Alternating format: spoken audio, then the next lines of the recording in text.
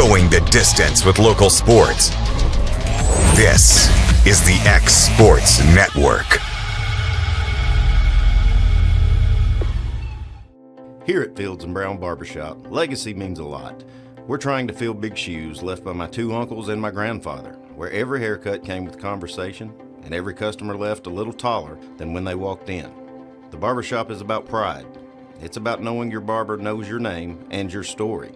Come see us at Fields and Brown Barbershop, where tradition never goes out of style. 3 generations, 1 legacy, your barbershop.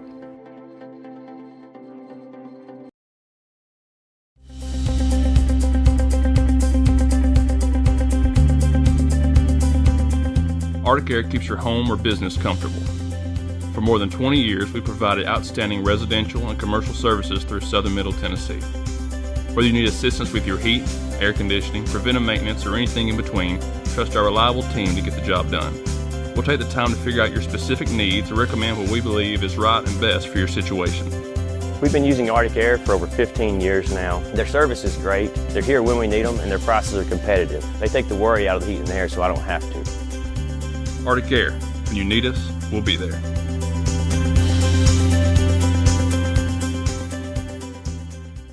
Financial advisor Scott Beasley knows time spent with family is everything. As a founder of Beasley Wealth Management, his mission is to give clients the freedom to enjoy time with family without the burden of financial concerns. A local of Lawrenceburg, Scott deeply values building relationships with clients, ensuring they make informed decisions concerning asset management, tax planning, and retirement planning. Offering a free initial consultation, Beasley Wealth Management helps clients pursue their aspirations with confidence. A local law firm respected throughout the state. Generations of clients have turned to Boston, Holt, and Durham since 1948. We assist individuals and businesses with their legal needs, including real estate, property closings, personal injury, employment discrimination, and family law. Our clients get the personal attention and convenience of a hometown law firm with the resources and ability to handle any case. Come see us at Boston, Holt, and Durham.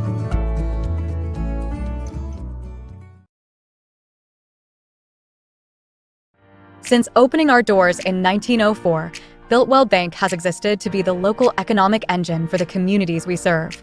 No matter if you're buying a car, saving for retirement, or finally buying that forever home, Builtwell Bank is here to help. From personal checking and savings accounts to a full suite of business and commercial banking with treasury management services, we'll make sure you'll have a dedicated Builtwell banker that understands your unique needs and stands by you every step of the way. No matter where you are in Tennessee or Northwest Georgia, there's likely a Builtwell Bank location nearby. Come see us and let our dedicated financial team help you with all of your banking needs. Member FDIC. Going the distance with local sports. This is the X Sports Network. And welcome everybody here to X Sports Today. AJ Good joined alongside by Bryant, Gobble. Michael Mark's not feeling too well today, and Taylor Plott's wheels are not feeling too well today. No. He's having some car issues, so they're not joining us. But Bryant, we've got a lot to talk about. Yeah. I know it's when I first met you, you said you love talking the NFL. I do. Well, we have a lot of NFL to talk about, which, by the way, breaking news is just happening. Let me guess. Can I guess? Go ahead. I'm going to guess is Mike Tomlin's out. He's stepping down. Stepping down. He's stepping down after 19 seasons. I Wow. literally just got the update. Yep, it's on. Breaking news. Tomlin to leave Steelers after 19 years, stepping down as Steelers coach, ending a 19-year run, never had a losing season. Mm-hmm. I know people say that, and it's kind of gotten tiring, but that's pretty impressive. It's very impressive. That's pretty impressive with his competitive as NFL is. Mm-hmm. You've always had more wins than you have losses. Right. That's to be praised, and you can see why a lot of people have such high praise and admiration for Coach Tomlin. Yeah, absolutely. I mean, it's been it's been that way for a while. Yeah. You know, one of my good friends in the old West Virginia media, he went on a rant 2 years ago about why Mike Tomlin should step down because he's got a Hall of Fame career, he's got a Super Bowl ring. They're going to put him in the Ring of Honor there at Heinz Field. You know, he needs to step down, and he just reposted it yesterday, and then here we are. Yeah. So. I mean, he like you said, he did a great job. The Steelers are not a place that's going to knee-jerk fire anybody. I don't think they've actually ever fired anybody because Noel stepped down, Cowher stepped down, and now Tomlin stepped down. So they're very loyal to their guys. They give their guys time to make things happen. And he rewarded them with the Super Bowl. Yeah, he did. I think it's just crazy the longevity that he had. Like that's good. Those guys that you just said, man, that proves that the franchise is stable. It's in good hands. I know the downside you're looking at it from a Steelers fan perspective is they don't have a quarterback. They haven't won a playoff game since 2016, I think, when Peyton won his last Super Bowl ring. Yeah, and their last home playoff game with fans, which they kept mentioning that last night, was 2018. Yeah. Because they had the 2020 when they won the division, but no fans. Right. Because of Yeah. COVID. Okay. Yeah. So those are downsides, but at the same time, like celebrate Tomlin. Yeah, like, man, absolutely. he was a great coach, and I think he's stepping down at the right time to where people can celebrate him, put him in the Ring of Honor in the next couple of years, whatever. I don't know. Maybe is he looking for another job? Have you heard? I mean, you spent 19 years at a place. I mean, his name is out there just like Harbaugh's name is out there. Like I heard someone suggest the other day to flip him, Baltimore and Pittsburgh, do a trade. But like both fan bases, they would riot. Yeah, exactly. Yeah, they would I don't riot. know. The Steeler fans, because I know a lot of them because I grew up near there, they would take John Harbaugh in a heartbeat. Yeah, they really would. But I don't think the Ravens would take Mike Tomlin in a heartbeat. Yeah, that's true. Yeah, but again, that's still two names out there, and the Titans still do not have a head coach. Yeah. I did see some rumors swirling around. Maybe it's just hopeful optimism that John Harbaugh is interested in the Titans and all the things that the Titans has to offer with a young quarterback, an insane amount of, I think, the most cap space in the league going into next year, a new stadium, kind of a blank slate, I guess. So I did see some people be like, "Oh, Harbaugh is interested," but he hasn't even interviewed yet. Right. So who knows? Maybe that's just wishful thinking from Titan fans like me. And you just want to be like, "Have you guys even asked?" Yeah, that's true. Have you thrown out a feeler? He hasn't even been in the building, and a lot of people are saying that. So I get it, but I don't think he's coming to Nashville. But did you watch the game last night? Texans, Steelers. I did. I was busy doing a lot, but I always had it on. It was very, it felt like the Steelers were dominating for the first quarter or so. Because they jumped, it was like 3-0. And then the Texans get that touchdown.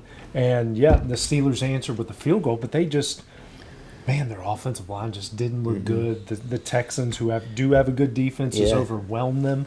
And Rodgers was showing his age. DK Metcalf was showing his rust. That's just, you're more than likely without Rodgers anymore, so you still need a quarterback. You still got improvements on the offensive line. You still got to put skill guys out there. The defense is fun, but you've got a lot of aging veterans on that defense. Cam Hayward can't play forever. He's gray-haired. Exactly. Good grief. He was gray-haired 5 years ago. And he's right. still playing. He's a massive human being and a nice person from my encounters with him and from what everyone says, but he can't play there for No, he can't. Him, I'm thinking about Patrick Queen, right, as well. He's with the Steelers, right? He, he was drafted with 5 or 6 years ago, so he's kind of in his prime, I guess. So the coach coming in could be enticed, like, okay, we have a good central piece of the defense, but linebackers don't necessarily have a long shelf life, I guess. They're a little bit longer than running backs, right? Because they take a lot of hits. They do, exactly. So you're thinking about the different pieces there. Jalen Ramsey, he's old, and he's a head case. Yeah, he is a head case. We have a lot of those to talk about with all these playoffs. So the defense is. I don't know if there's too much to be advertised on the Steelers as far as pieces that you can work with going into next year. Well, I think this is, and someone put this in the Pittsburgh media, this is part of the rebuild.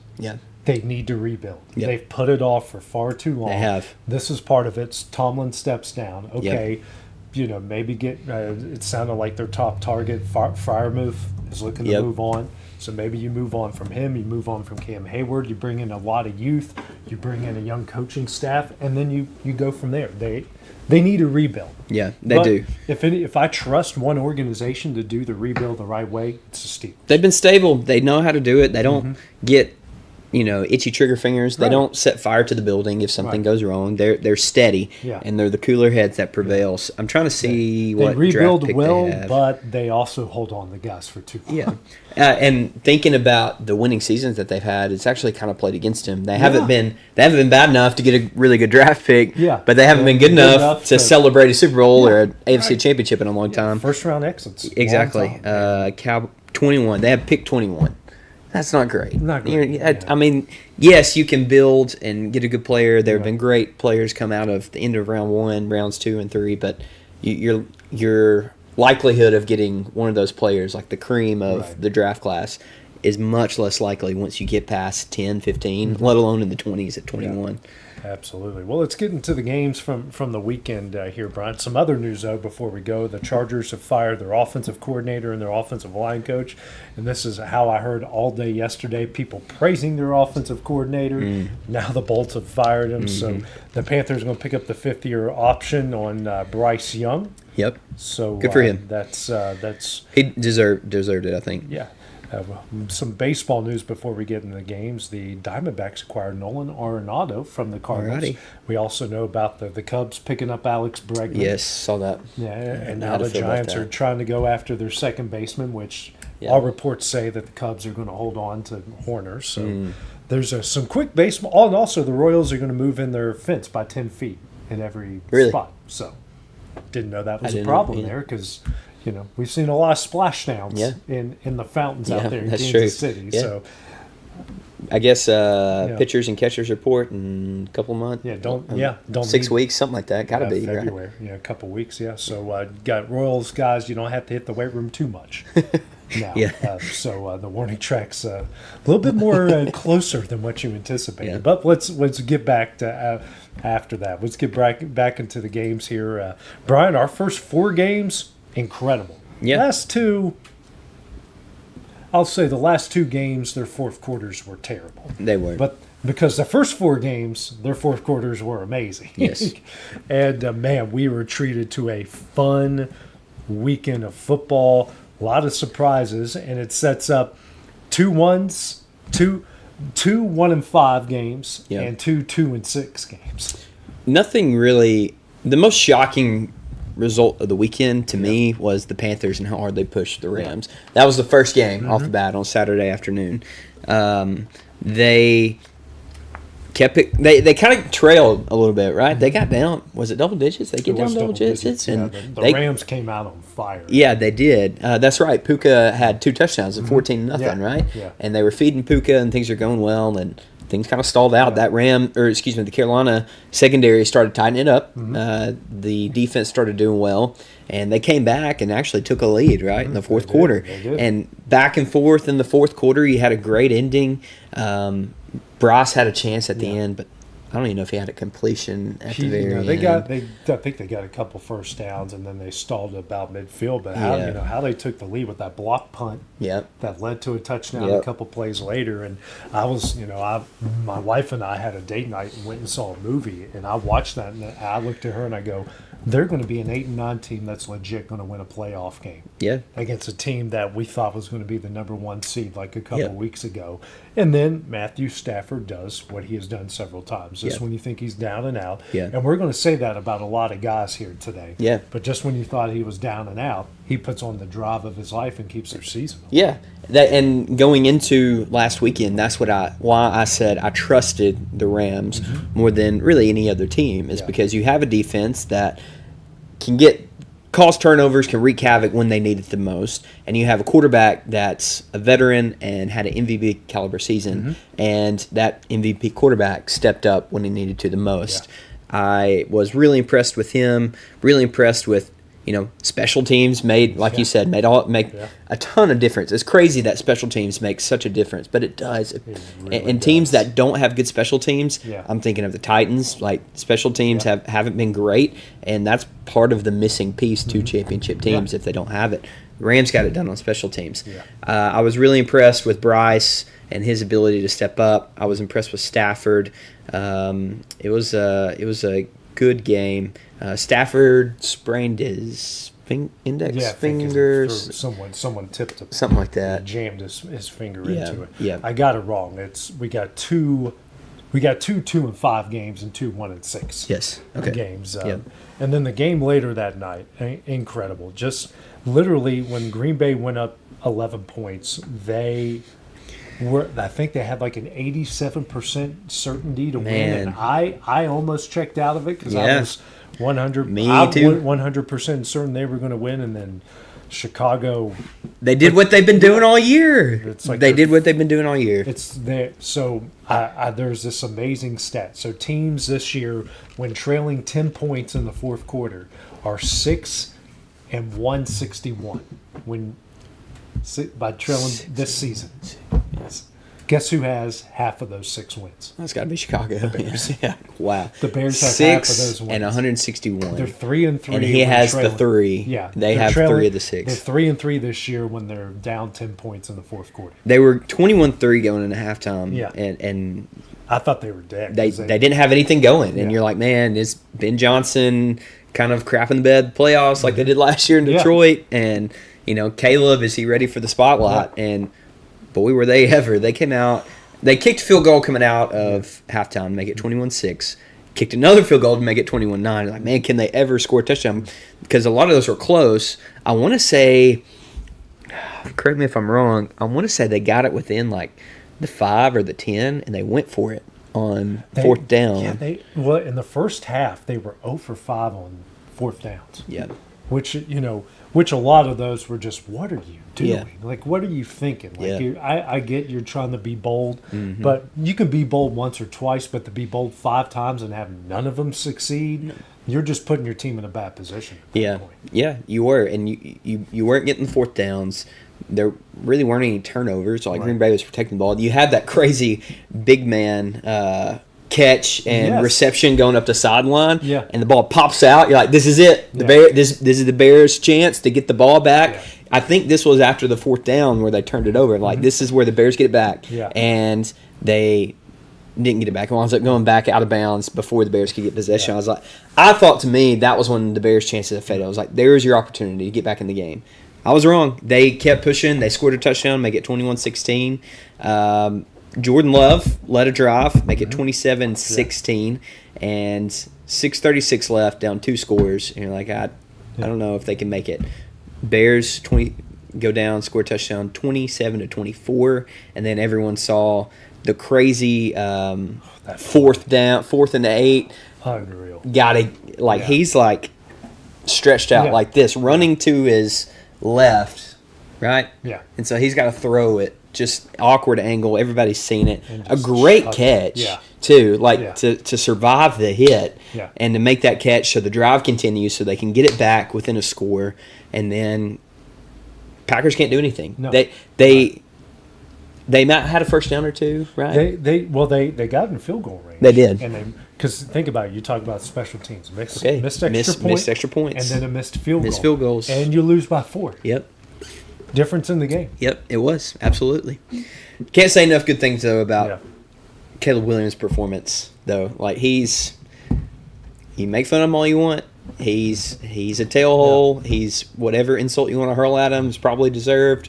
But the guy plays football really well. Yeah, and it's funny. He had the lowest completion percentage of any quarterback coming into the playoffs at 58%, and he had a Caleb Williams game. Great throw followed by bad throw. Yeah, and right after that, he has an open tight end. I think it was Loveland in the flat, and he spiked it at his ankles. Yep.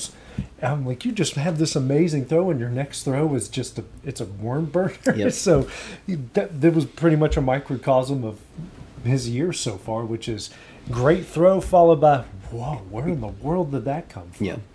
I think the thinking back on the game, I think home field advantage really That's huge. helped them out. Mm-hmm. If they would have been in Green Bay, I don't know if there's any chance they can make a comeback right there.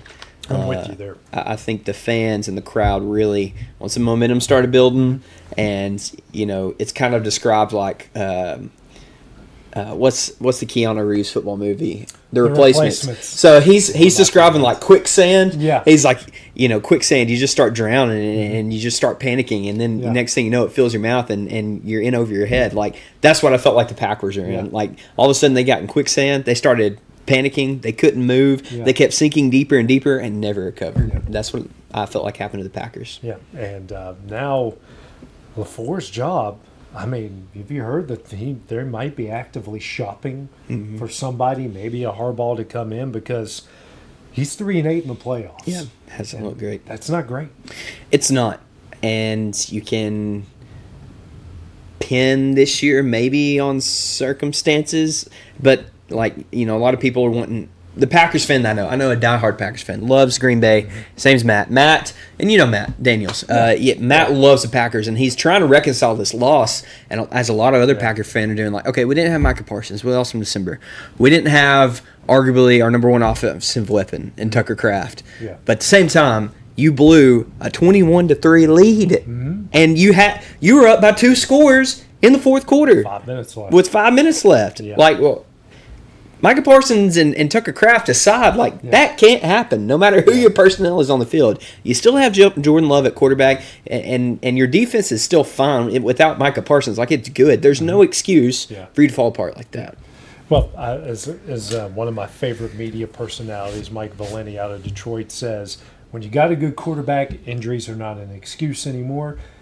Case in point, San Francisco. Most injured team in the league. Yes. And they knock off the defending champs. Yeah. Every year under Shanahan that the 49ers have made the playoffs, they have at least gone to the NFC Championship game. I don't know if they're going to do that in Seattle after this, but man, they go in there. And I didn't have a good feeling going into that game, Bryant. Yeah. But that opening drive, Shanahan just has, they don't have their top 3 receivers. Pearsall was out. You lose Kittle in the game. You're basically McCaffrey and a bunch of guys you literally are pulling off practice squads. Kittle's more than just a receiver too. Right. He's the straw that stirs the drink on offense. He blocks well. Yeah. He receives well. He motivates the guys well. Yeah. So, anyways, So, I mean, you're dealing with a bunch of guys you picked up in the middle of the season. Literally, the 49ers were the most injured team in the NFL, and they had the most free agent acquisitions of any team in the NFL. And they go knock off the defending champions in their building, in their place, and look like the better team the entire time. They did. Speaking of special teams, a missed extra point. Yep. And when Philly's driving, instead of going for 4th and 11, they could kick that to tie it to send it in the overtime. Yep. So that missed extra point was huge. But they made the first half, they moved the ball up and down the field in San Francisco, but didn't capitalize on certain opportunities. Second half, San Francisco figured them out. Yeah. They realized, you know what, we're going to rush forward. We're not going to blitz you. We're going to allow you to get your rushing yards and be okay with that. But we're going to force Jalen Hurts to beat us. Couldn't do it. Yeah. Yeah. They played well. I'm thinking of, did San Francisco go for 2 towards the end of the game, and they missed it? No, they did not go. They should have gone. They should have gone for 2. They kicked went for the field goal. They went for the extra point and missed it. So yeah, that's right. Yes, Yeah. that's right. It went because I remember They should have went for 2. Yeah, they should have went for 2 to make it a 6-point game because the Eagles kicker makes the extra point. Yeah. So if they go down there and can put them in that situation again, if they score a touchdown. Yeah, exactly. Yeah, and I was thinking in my head whenever they kicked the extra point, I'm like, okay, I'm trying to do the math. If the Eagles were to score a touchdown again, does San Francisco have enough time to go and kick a field goal? Yeah. Would that math work out? But it didn't matter because they stepped up, and Jalen Hurts couldn't put it in the end zone. They were trying to mount a drive, right? It got to 4th and 11. And he threw it into triple coverage. Yeah, that And not even a good under throw. the greatest circumstances, you need a perfect ball that maybe has a 0.5% chance of being completed, and that's not the guy that's going to make that throw. And could you trust A.J. Brown with the way he played the game. That's another He's topic. sitting there arguing on the sideline, trying to chew out Nick Sirianni. Nick Sirianni's trying to give it back to him. It was either that drive or the drive before. No, it was the drive before because they punted, and then San Francisco goes down and gets him the go-ahead touchdown. Yeah. It's like a 2nd and 11. And Hurts puts the ball on the money, and there's no one within 5 yards of him, and he just dropped it. Yep. Just dropped Hit his it. hands. And the whole time I'm thinking, and it might have been said on the show, but I've heard a lot of people say it. It's like, man, Tennessee, Titan fans, oh man, we miss A.J. Brown. I'm like, are you sure? I'm good. Because I'm good. Something tells me He has that guy in become- Philly was the same guy in Tennessee, and they could not. You're wait to exactly part right. Ways with him. You're exactly right. A lot of people, including myself, screamed when the trade came through on draft night, and we saw that we were trading to get in the first round. We were sending A.J. Brown away. Mm-hmm. I was heartbroken. Yeah. But seeing how A.J. has acted on the field in Philly, he's any old stereotypical wide receiver head case that you can think of. He fits Yeah. that mold. Yeah. Like, there's no reason to be acting like that on the sideline, and then go out and drop balls whenever Yeah. you're finally given the opportunity. You're given the opportunity to show off and and stick it to everybody. It hits you right in the hands. You're like, oh, I got bricks for hands. Yeah. I can't grab And he this. just popped up like it was nothing. Yeah, Like exactly. It didn't matter. You know who came through? Tennessee wide receiver that came through? Jawan Jennings. Because he threw a touchdown in the Super Bowl 2 years He ago. was going to be Super Bowl MVP if they won that game. Because he caught a touchdown, Yes. threw a touchdown on a very similar play. Not only does he throw it on the money, and he's from Murfreesboro. Played against Lawrence County. Yeah. I remember watching him play in Yeah. Lawrence County games at Blackman High School. Yeah. And he takes a shot that got a roughing the passer. Yes, he did. When's the last time you heard a wide receiver No. get a roughing the passer call for him and throws it on the money? McCaffrey makes the catch. yeah. The moment I saw him get the ball, my eyes lit up. I'm like, I know someone's wide open down Yeah. the field, and Yeah. they picked on that linebacker all Yes. game. Yeah, they did. Because he couldn't, he couldn't cover the Atlantic Ocean standing over top of it, and he is wide stinking up. I'm like, oh, and just Shanahan. This is one of my big pet, maybe because I am a 49er fan. I don't know why more college coaches and high school coaches do not mirror that offense. Oh, it's so Just the good. way he schemes guys Yes. open, and he uses different guys. Like he has. I mean, okay, McCaffrey's a somebody, but who's Demarcus Robinson? 6 catches, 111 yards, and a touchdown. Touchdown, was a 60, 70-yard touchdown right off the Kendrick bat? Bourne. Like, no one can Nobody even tell wants you him. where he went to college. Nobody wants him. Yeah. He's been all around the league, and this guy's like got 700 yards. In the best case scenario, Jawan Jennings is a number 3. Yes. He's your number 1. Yeah.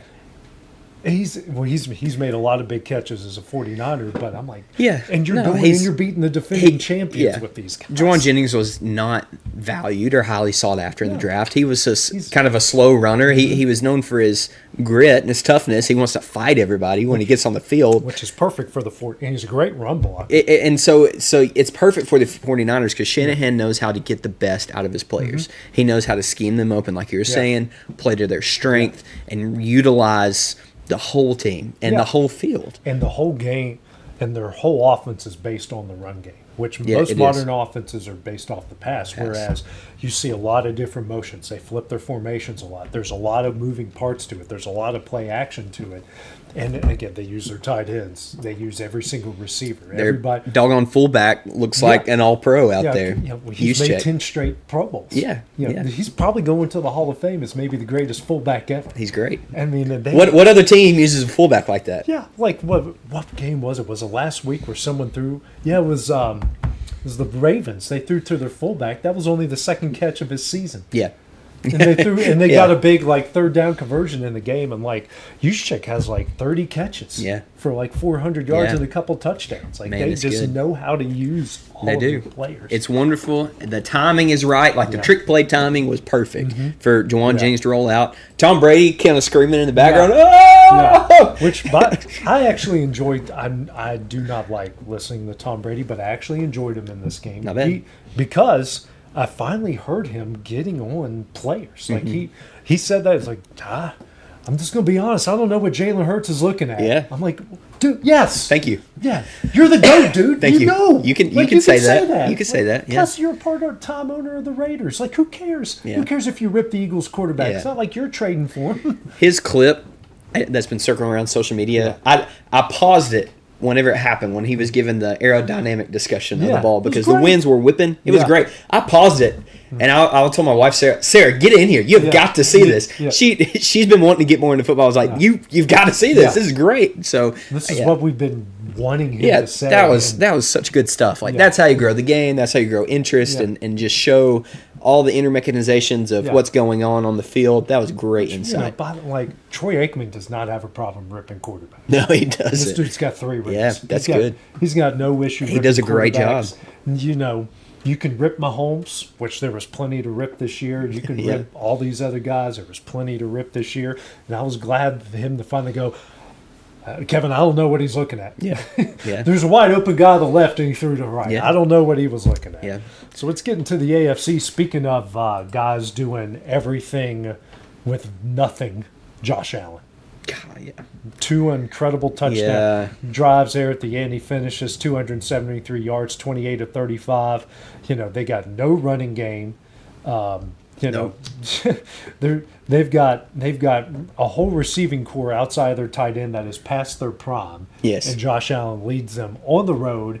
The Jags were a sexy pick for a lot of people to go to the Super Bowl. Yeah, they were. Because they won in Denver. So if they go back to Denver, because they match up really well against Denver, and here just comes Buffalo, you know, you think you got him down, and Josh Allen just says no way. Yeah, that's what he's been doing, and that's what he needs to continue to do. Like he's been. I honestly wonder if Josh has been good enough for the Bills to make them not move on from McDermott and make drastic changes that they should have already made. Right. That's my worry, is that Josh Allen is good enough to cover the mistakes and patch some holes that need to be patched up if he wasn't there. That would be more glaring issues if he wasn't there. But he is so good. Yeah. He passed for, you know, the passing numbers don't stick out too much. He passed 35 times and had 28 completions. That's great. Yeah. He threw for 273. I'm saying only because, you know, we're used to him sometimes putting up 350, right? Mm-hmm. 1 touchdown, no interception. He didn't turn the ball over. I don't think he had a fumble, did he? No. Not that I can think of. Man, he did great. Especially like you said, the run game wasn't going as well. He handled himself well. They had 6. Hold on, I'm looking at the wrong thing. 79 yards rushing, and you know, I thought their game plan was pretty good to get very 49er-esque, except they just scored more points and they had a better opponent to go up against. But the Jaguars was really baffling. I thought their defense was great, and then the final 2 drives, it's like they just scrapped the entire game plan for the final part there, and then their offense was really baffling. Yeah. For some reason, they really wanted Trevor Lawrence to throw them into the next round. They had 154 yards rushing on 23 attempts. That's almost 7 yards a carry. Yeah. And I think in the first half they had 8 carries for 99 yards. Yeah. But for some reason Trevor Lawrence threw it 20 times in the first half. I wonder if that's just Cohen's lack of head coaching experience in the playoff, like him just maybe getting scared, panicking, like, oh, I'm against the Bills, like I've got to force the issue, and maybe the spotlight was too bright for him. I don't know. And it just, you know, I know he was, and there's that whole post-game thing that everyone's losing their minds over that I think is just a giant nothing burger. It is. I've been in those press conferences. I wouldn't have batted an eye at it. Honestly, I've probably been daydreaming at that point in time in the press conference like I've done several times. Yeah. Like, I probably just looked at that person and go, oh, that was weird. Yeah. Whatever. Move on to the next question. Because he got... His expression was, because he was like, thank you, appreciate it. He kept saying it. Yeah. He was like, okay, move on. Yeah.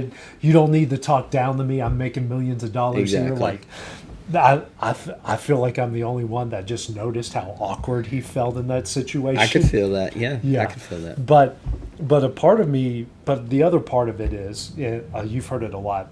NFL can sometimes stand for not for long. Not for long. Because those opportunities, you got a home game, you got one of the best quarterbacks in the league, and you got them down, and you got your throat on their neck. If you don't press down and break it, you ain't the Josh Allens of the world, the Brock Purdy's of the world, all these other quarterbacks, they're going to beat you if you're not ready for it.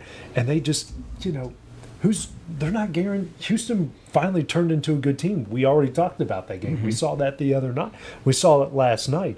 You're not guaranteed to get back to that spot. No, you're not. NFL stands for not for long. Yeah. You have to improve every year, and I think they just passed up a golden opportunity. If the Colts, don't have a catastrophic collapse this year, they might not be in this position in the first place. So these opportunities don't come. So, like I said, maybe they were trying to press the issue by passing it more, not running the ball. They felt the pressure. They felt Buffalo kind of squeezing the life out of them. It wasn't, and excessively. There weren't excessive fireworks in this game. It was a kind of a normal pace game. 27-24 is not too high of a scoring game. What do you think? Do you think at the end of the game, everybody's talking about them letting them score? I think it's obvious they let Josh Allen sneak in. Yeah. So you think they had to instead of trying to stand?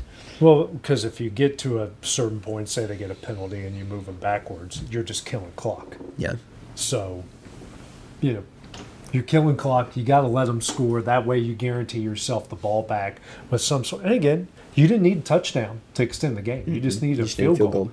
And they, my gosh, how many times have they talked about he's good from 70, he's good from 80. Yeah, that's true. At least get the ball to midfield. Give him a chance. That He's true. that good. Let's test it. I forgot about that. Yeah, that's Didn't true. he miss a field goal in this game? Yes. So, again, Special teams. Special teams. Special players. Teams, and one other thing. Third downs. You look at all the teams that won this weekend, I think they're 50% or better on third down. One on third down.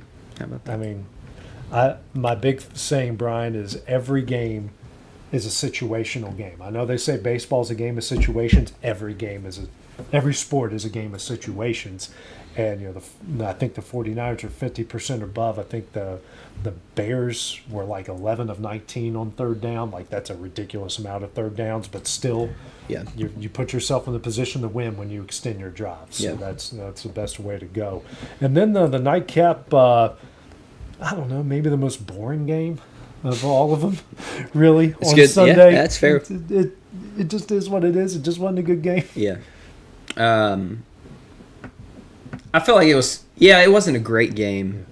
That was Chargers-Patriots, right? Yeah, Chargers. Kind of. I felt like it was kind of two defensive guys kind of trying to fill each other out. I don't think it was them throwing haymakers and just not connecting. I think both quarterbacks threw about 30 times, so they're not throwing it a lot. Drake May carried the ball 10 times, and so did Justin Herbert. So they both let their quarterback trying to control the game, don't make a lot of mistakes. 3-6 going into halftime, 3-9 going into the fourth quarter. So kind of a. Then they get that touchdown late to seal the deal. The Patriots won. I just kept looking. I'm like, the score hasn't changed. My kid would do something goofy. Yeah. The score hasn't changed. Yeah. Go back to playing Mario Kart. Yeah. The Mario Kart or Monster Jam. The score hasn't changed. Yeah, I think the Chargers, I don't think ever really had a chance to win this game. The Patriots dominated on all fronts. They just didn't. I think the Patriots knew that they were the better team, and I think they just locked into, okay, we're not going to try to overcook things. Yeah. And so they dominated total yards, 381 to 207. Passing yards, 235 to 120. Only 120 passing yards. Rushing yards, 146 to 87. Yards per play, 6 to 3.5. 3.5 is probably the lowest of the weekend. That's pretty bad. Well, it's the lowest score of the weekend. And you told me Chargers fired their offensive coordinator? And their offensive line coach, what was their biggest weakness this year? Offense and the offensive line. They probably had the worst offensive line of any of the teams this week. Yeah, and it got exposed, their offensive line, with Herbert getting sacked 11 times. I think Vrabel was content to be like, okay, we're going to let Milton Williams earn his paycheck. We're going to let him, this defensive line, and this defense eat. and we're going to be content to score 16 points because the Chargers ain't even going to score a touchdown. 6 sacks, but also Drake May got sacked 5 times. Okay, so it's 11 total. 11 combined. 11 combined. 6. Okay. But obviously the Chargers were more hurt by the sacks than, They were. Than the Chargers were. But Harbaugh. I mean, but Roman's been everywhere. Harbaugh has gone. Both Harbaughs, because he was Lamar's first OC in Baltimore. He was Kaepernick's OC in San Francisco. If you got a mobile quarterback, but that also brings into question. Okay, Justin Herbert's 0 for 3 in the playoffs. He is, including one of the most epic collapses in NFL history. Yep. Speaking of Jacksonville. Jacksonville. That's Trevor Lawrence's only playoff win. That's right. I forgot about that. How could I forget about that? I remember I was at Disney World. Yeah. We were back at the hotel. So Jacksonville fans around you, were there any? Not really. Okay. I was about to say I fell asleep when they were down 27. I woke up. The lights are still on. We didn't have our daughter yet. Our son wasn't even 1 at that time. And they go down. They're down 27, and I just fall asleep. Lights are still on. I wake up. They're lining up for the game-winning field goal.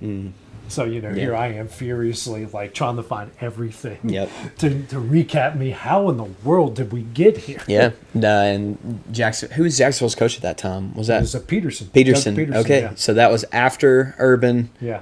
Peterson had 3 years. 3 years. 3 years. One good playoff run. Right. And now Cohen is there. So I think Cohen and Lawrence are going to be fine. But the Chargers, on the other hand, they've got some issues. Injuries. We talked about injuries. Yeah. Every team's dealing with them, though. I'm thinking about Joe Alt. He was somebody I wanted really bad for the Titans, but the Chargers picked him earlier than the Titans had their picks. So, he was hurt. The offensive line needs to be addressed. Draft and free agency. Draft and free agency. That's right. They need to spend on those guys. I think they're fine with the wide receiver core. Their defense. How old Derwin James is kind of getting older. He's getting up there. He's getting up He's there. been So in the league for a while. You wonder how well they can hold up on the back end. I'm not really too sure of the specifics, but I think the most important thing is get that offensive line to protect your multi-million-dollar quarterback so he can do what he needs to do whenever push comes to shove. They're not an offense built to throw the ball around everywhere. They're a run and grind it out. It's a hardball team. They want to beat you up. They want to run. They want to grind it out. They want to beat you up. But if Herbert does have to drop back, you got to be able to protect him for longer than 2 seconds. You got to give him time. But there's one thing for certain in every draft. There's quarterbacks fluctuate, a running back or a receiver, or you can always find good quality offensive linemen in the draft. Yeah. You just got to know what you're wanting and know Sure. what you're looking for. Yeah. Once you get there, there's always, and you can find them at every round. Quality offensive linemen. Yep. Let's take a look at the matchups going into. We got 2 on Saturday, 2 on Sunday. The first game, it's funny, the 1 seeds play on Saturday, the 2 seeds play on Sunday. So starts off Broncos Bills, followed by Seahawks 49ers. Then Sunday we got Patriots Texans, followed by Bears and Rams. Let's see, they're giving Denver 1.5 against the Bills. They're giving New England 3 against the Texans. They're giving Seattle 7.5 against the 49ers. Giving the Rams 3.5 in Chicago. I would like to point out the 49ers did win in Seattle. I was going to say, what am I missing here? That was week 1, though. Okay. That was week 1. Yeah. And That's true. another strange Kyle Shanahan 49er game that they somehow found a way to win. Yeah, that was a long time ago. 3-4 months ago. Gosh. Golly, the season It feels like 2 years ago. The season's forever, but it's crazy. It moves by so fast, and this is going to be their third matchup. They split the regular season. Seahawks kind of 13-3, 16-3. What was the final score of that? 13-3. 13-3. I'm thinking about that. I was thinking about this while working out way early this morning because of circumstances and stuff. I had to watch my daughter up to 12:30. Come on. So it's really weird. I am a history buff. I did minor in history in college. Okay, great. So I was watching Ken Burns' American Revolution. Oh, I've wanted to watch that. Yeah. You gotta have a lot of patience. Okay. Every episode's like 2 hours. Okay. But you gotta have a lot of patience. Sounds like Ken Burns. It is good though. One thing about Kim Burns, very detailed. Yes. He never skims on the details. Yep. So, but that thought came in my mind. I'm like, okay, well, we just held Sam Darnold to 13. We held a very good Eagles offense when they want to be. As Bill Simmons put it, it's like the dad going up against his kids. Okay, I'll let you score a little bit, then I'm going to take the game seriously. Yeah. That's how the Eagles have played all year, which, by the way, they had a couple 3rd and 1s they didn't do the tush push, and I found that very, very weak. They talked about that on the broadcast, Yeah. that they didn't have as much success with it towards the end of the season, so maybe that scared them away. Yeah, I don't know. but then they did it like later in the second half. They But, did. like there was one where I'm like, oh gosh, 3rd and 1, here comes a tush push, and they line up in the shotgun, then get a penalty, Yeah. which turns in third and 6. Yeah. I think he gets sacked, and they punt. I went, am I in like bizarro land right now? Why are they Because getting you away from killed it? us Yeah. with this freaking play for so long, and Yeah. you're not going to run it. But thankfully, I'm happy about it. It might have been the last tush push that you ever saw. It was the other night because it could get banned in off Yeah, season. because Josh the rule Allen changes. goes 11 yards. Yeah, on it. that's right. It's the greatest tush push ever. The Bills were the team, one of the teams last year to vote against it. Yeah. And now they're using it and benefiting Yeah, they from it in the only playoffs. caught an 11-yard tush push. Yeah. It was impressive. But Yeah. anyways, they gave up 13 to Darnold. You only gave up 19. And you dominated in the second half, really in both of those games. The Seahawks and your offense was good against the Eagles, but your offense was not good against the Seahawks. I'm thinking maybe this defense is starting to figure some things out. Plus, do we not remember what Sam Darnold was like for the Vikings last year in the playoffs? Not good, Bob. Yeah, that game was on the road. I can't remember where they played, but he was not good at all.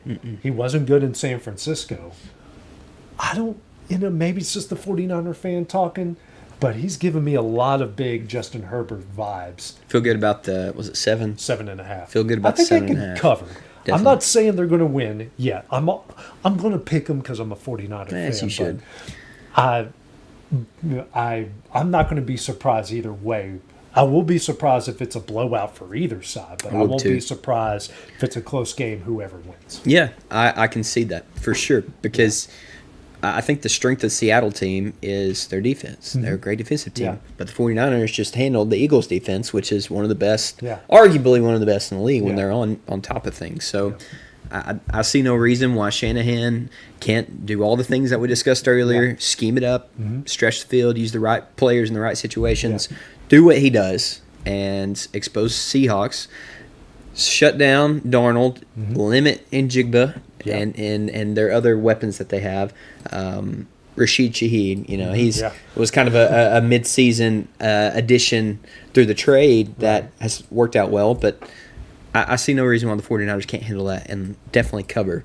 Definitely cover. And the other NFC game, I'm shocked they're giving the Rams 3.5 in Chicago. I would think that might be flipped, but maybe they just have more faith in the Rams' defense. See how cold that potentially could be? It's going to be I haven't looked. wind chill potentially negative, like around 0. It's going to be cold. Remember how the cold. Rams were in Philly last year and Yeah. how cold that game was in Yeah. the second round. Not good. So Rams getting 3.5 at Chicago. They know something I don't. I don't know. Okay, let's not act like the Bears played a great game. They had to have a miraculous comeback, just like they've had to have all season. So Also, maybe it makes sense when you think about they didn't play that great until really the fourth quarter, and they started putting it together, and it was all-time collapse by Green Bay. So do you trust the Rams if they were to get up and get ahead and maybe even grind out a game to not let the Bears do what they did to Green Bay and what they've been doing The all Rams season? have also lost a couple games in the fourth quarter this year.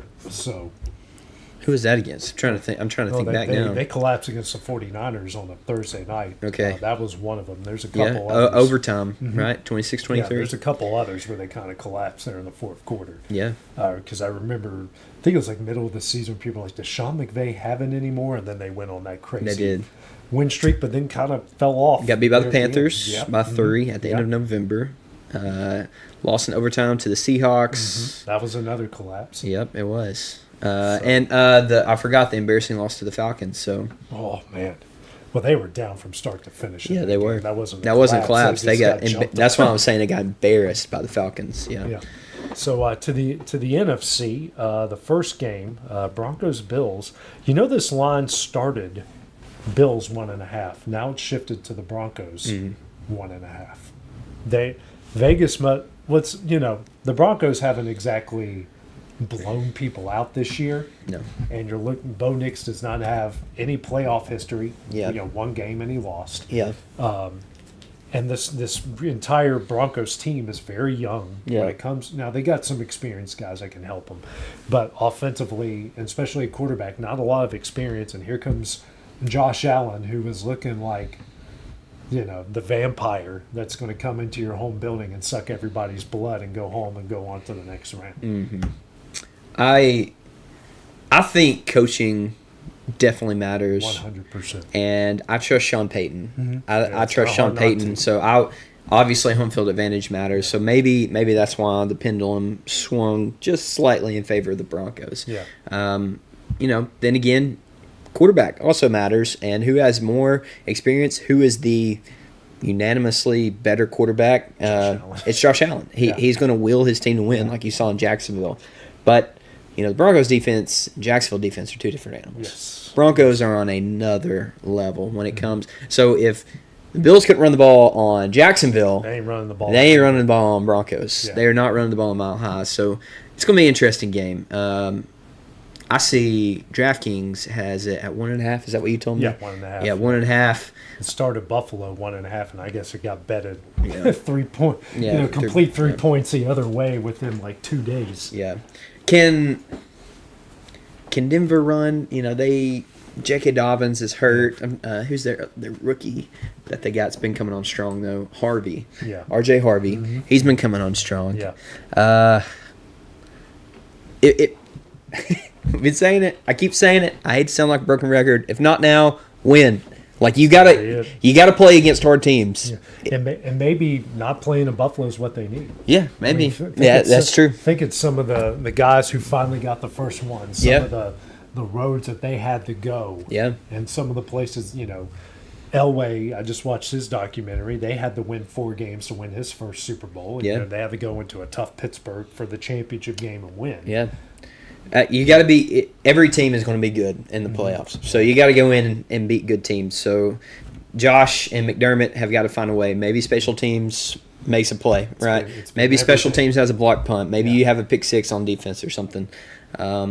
You've got to find a way to break through that Broncos defense, though. Man, they're tough. Then the final AFC game, Patriots-Texans, are giving the Patriots 3 here, but their offense didn't look good against the Chargers. And I think the Texans' defense is better than the Chargers. Yeah, they are. And I would say so. I thought C.J. Stroud and them looked pretty good against Pittsburgh. They moved the ball well. He hit some big plays. He hit some explosive plays. And I thought that offense got better as the game wore on. Clearly, they're not going to be bothered by cold weather because Pittsburgh looked miserable last night. Mm-hmm. So New England during the day isn't going to freak them out too much. No, it won't. I don't know. Did you think Stroud looked good the other day? I thought he got better as the game went on. I don't want to say I didn't. I hesitate to say great. Yeah. I thought it started slow. He didn't look good the first part, but he got more completions. He hit some big plays. Yeah. He did. Those couple balls he threw over top the linebackers in between the DBs for like those are good. 40 yards. Those are pretty special plays. Yeah. So I think he got better. And then the offense clearly runs through him. Yeah. They're not going to be we're going to give it to our 2 running backs. We're going to run it 39, 40 times and only put in CJ's hands 20. The whole offense runs through him. Yeah. If he goes, they go. And the better he got, the better that offense got. Yeah, I can see that. I struggle to see CJ Stroud going into – well, where is this? This is in New England. New England. Yeah, I struggle to see CJ Stroud going into New England's maybe without Nico Collins. Is he still in I think he's, concussion protocol? I He took a so. hard hit, Yeah. fell on his head. So, to me, I don't know if CJ can get it done. Yeah. But then, can the Patriots move well enough against a strong Texans defense? Here's one thing I just noticed, Brian. When you look at the 8 teams remaining, we've got a lot of unproven quarterbacks.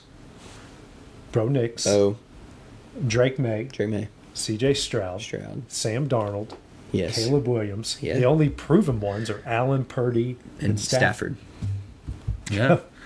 All of them. Well, Josh hasn't gone to the kinda Super wild, Bowl, but he's gone to the AFC Championship game a few times. It's kind of wild you're putting Purdy in that group. He's gone to a Super Bowl. He has. He's played well. He's gone to 2 NFC Championship Nobody games. can argue otherwise, but it still just sounds weird. Like, Yeah. the proven quarterbacks in the playoffs right now, Stafford, Allen, and Purdy. Yeah, that's right. He's got 2 losses: Yeah. NFC Championship game and the Super Bowl. Those Yeah. are his only losses in the playoffs. Yeah, so you got to, man, Drake May and CJ Stroud. Neither one are too proven. Yeah. Vrabel, man, he's a good coach. So is D'Amico Ryans. I'm not saying that they won't get there. Yeah. I mean, time will tell. But you've got in that Patriots-Texans game 2 unproven quarterbacks. Yeah.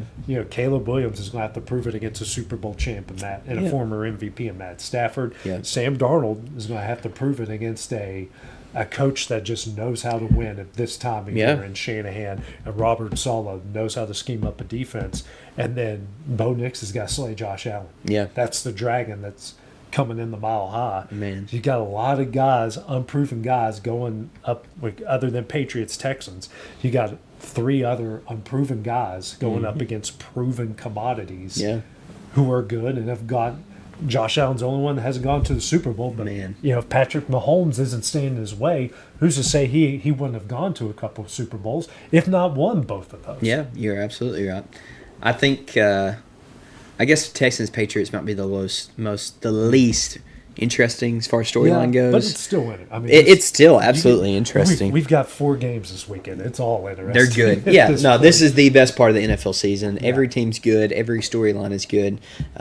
Potential runner-up in MVP voting, Drake May going against a rock-solid defense, D'Amico Ryans led defense. I don't hate the Patriots. I don't know how you feel. I hated Tom Brady. I hate that guy with all my heart, soul, mind, and strength, as Scripture says. I'm supposed to love with all my heart, soul, mind, and strength. But I hated Tom Brady. I still hate the guy. I don't hate the Patriots, though. Okay. So I can see myself rooting for him. Yeah. I can see myself rooting for Drake May. Yeah. I guess there's still like a little love for Mike Vrabel from the Titans breakup that they had. I think they get it done because Drake's been playing well.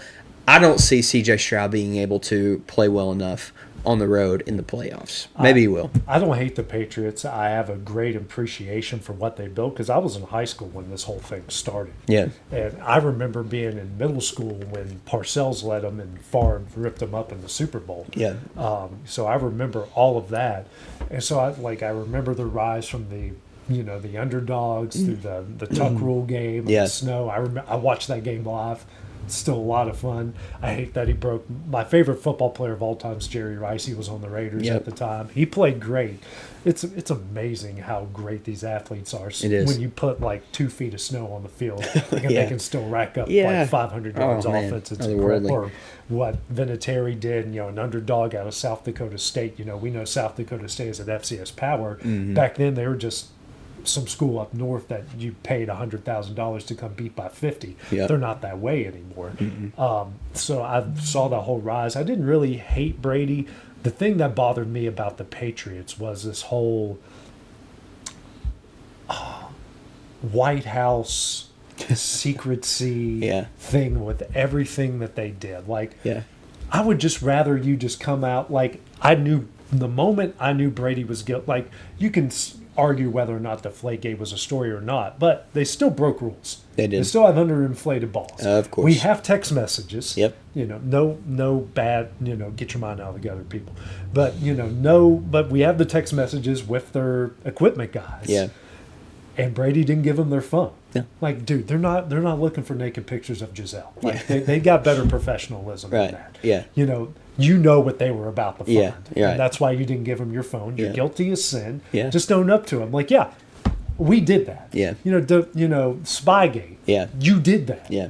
So they just had a bunch of controversy instead of just being like, I have a great appreciation. Like Jason Giambi, I have a great appreciation. He goes, I use steroids. Yeah. I got caught. I use steroids. Guilty as charged. Yeah. Please forgive me. We as a country forgive people when they tell you the truth. Yeah. And they tell you the truth. One of the reasons, maybe another topic to dive in another day, one of the reasons why I can't stand the Astros, and you said the word Alex Bregman earlier, and I'm like, oh, gosh.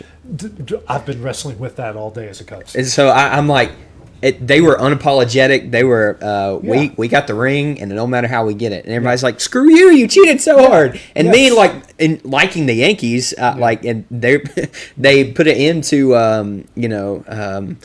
the closer. Why can't I think of his name?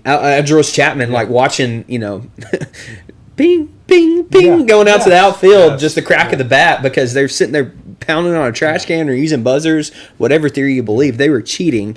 And like that just rings in my mind. I'm like, gosh, y'all had to cheat to get to the World Series, and they were unapologetic about it. And the bad thing was, they didn't need that. They were good enough. They were good. They would have won the World Series without all. They were good enough. enough. They were good enough. They had great players, and those players, some of those guys have gone to other teams, and they're good.